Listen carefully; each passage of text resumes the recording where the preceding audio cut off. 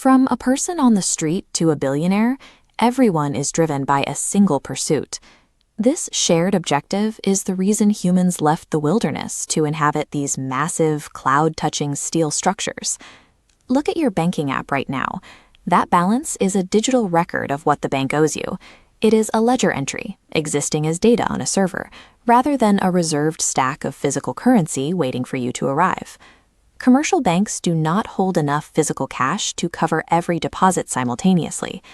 The numbers in your account are digital promises, backed by the probability that most people won't ask for their cash at the same time. If 20 to 30% of customers attempted to withdraw their funds today, the system would stall. The bank simply wouldn't have the paper bills required to fulfill the requests. If you added up every digital bank balance on Earth, less than 10% of that total exists as real cash. To see how a bank uses a single deposit to generate thousands of dollars in new digital credit, we have to look at the specific process of manufacturing digits. Thousands of years ago, commerce relied on physical gold and silver. While these metals had value, their weight made them difficult to transport, and the constant threat of theft made long-distance trade a significant risk. Early goldsmiths offered a solution by allowing people to store their gold in secure vaults. In exchange, the goldsmiths issued a piece of paper, a receipt known as an IOU. People soon found these papers more convenient than the metal they represented. They began trading the receipts for goods and services, almost never returning to the vault to claim the physical gold. The goldsmiths realized that as long as the gold remained in the vault, they could write more receipts than they had gold to back them.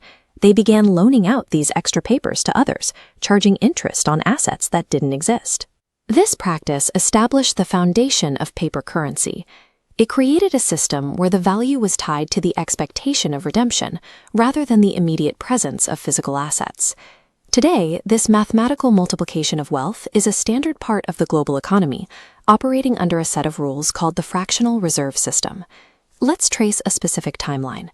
Suppose you deposit $1,000 in cash into a bank account. The bank reserves 10%, loaning the remaining $900.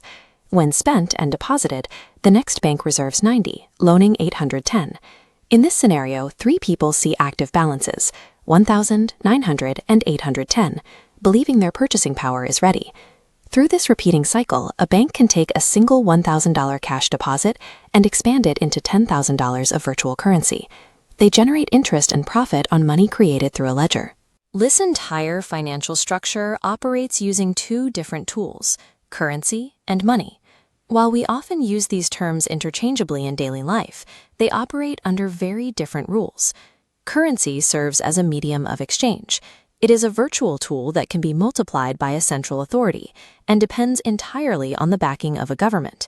If that backing is withdrawn, those bills effectively dissolve into worthless paper. Money is a physical, finite asset with intrinsic value.